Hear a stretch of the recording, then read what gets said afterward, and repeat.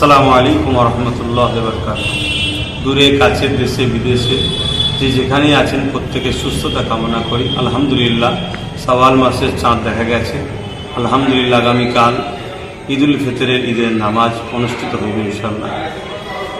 আপনাদের সকলের জন্য দোয়া চাই, আপনারা সকলে আমার জন্য দোয়া চাইবেন। আমার পরিবার, সন্তান, বিশ্বের মোমেন মোমেনা উম্মার কল্যাণের জন্য দোয়া চাইবেন।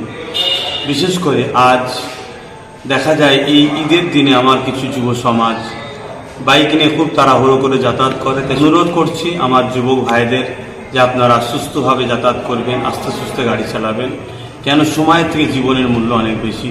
পাশাপাশি আজকে বিশ্বের প্রত্যেকটা জায়গায় নিরীহ মানুষের উপরে যে অত্যাচার চলছে, এই অত্যাচার যাতে বন্ধ হয় এর জন্য দোয়া চাইবেন।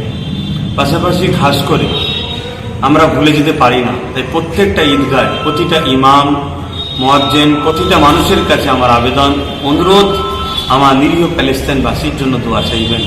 আজকে যেভাবে এক অপশক্তি প্যালেস্তাইনবাসীর উপরে দীর্ঘদিন ধরে যে অত্যাচার চালাচ্ছে, নির্মমভাবে যেভাবে প্যালেস্তাইনের নিরীহ শিশু বাচ্চাগুলো শহীদ হচ্ছে, বড় থেকে নিয়ে ছোট পর্যন্ত সবার উপর যে জুলুম হচ্ছে, তাই সেই প্যালেস্তাইনবাসীর জন্য দোয়া করবেন।